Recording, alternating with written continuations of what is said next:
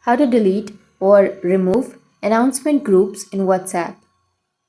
So if you want to delete or remove the announcement groups in WhatsApp, then first you need to open up your WhatsApp application, and after that just go with your community. So you can also go with your community, which will be on your chats, or you can go with communities, which is on the bottom, and then tap on a community.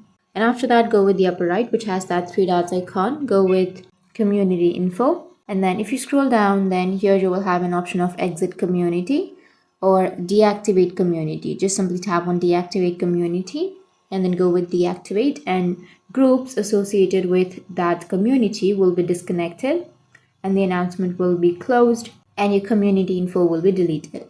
So if you want that, then just go with deactivate and then again tap on deactivate, and that's it. That's how you can delete or remove the announcement groups in WhatsApp. And if you have any questions, feel free to comment below. Thanks for watching.